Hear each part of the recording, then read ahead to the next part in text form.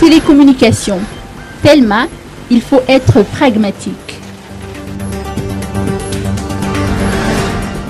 Encore une fois, il faut aujourd'hui être pragmatique. La situation, on peut discuter 100% du passé. La réalité aujourd'hui, elle est là. Il y a une infrastructure qui a été déployée, investie, elle est là. On sait que tel ou tel opérateur qui va vouloir investir sur l'infrastructure va le faire sur un axe principal et va ne pas le faire dans le reste du pays. J'ai osé écrire dans mon dernier slide que la conséquence première d'un changement de cadre réglementaire renforcerait la position de Telma, qui deviendrait le seul opérateur à l'échelle nationale parce qu'il a l'infrastructure partout dans le pays. Donc, encore une fois, Ben, ça parle d'intérêt général. Aujourd'hui, il y a une infrastructure mutualisée. On peut toujours discuter sur le passé, elle est là.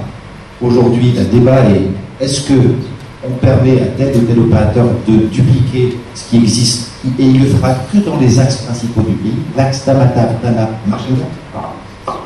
Il va gagner certainement en investissant lui-même plutôt que le prix aujourd'hui qui est fait. Mais il va perdre dans tout le reste du pays. Et à la fin, il se retrouvera opérateur à Tamatave, à Tana, à Majanda, mais il ne sera plus opérateur national Internet au débit. Parce qu'il n'aura pas l'infrastructure et qu'il ne le fera même pas dans les 10 prochaines années.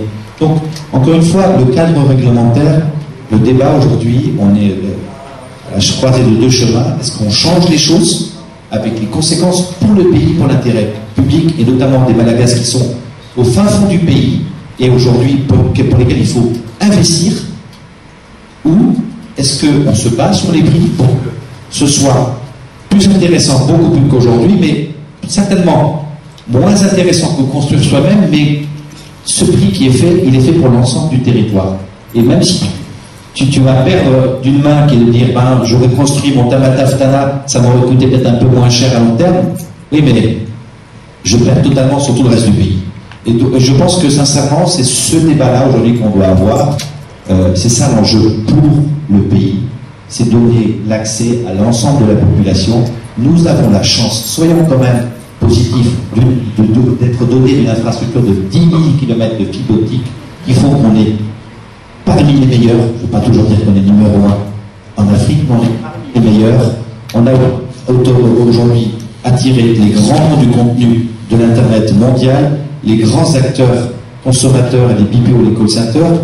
Voyons comment on peut aller plus loin et faire en sorte que toute la population dans ce village d'origine, qui ont des richesses, qu'elles soient agricoles, culturelles, tout le monde puisse en bénéficier rapidement. Et ça ne passera que par l'extension du backbone dans le reste du pays et non pas la duplication sur les axes principaux du pays.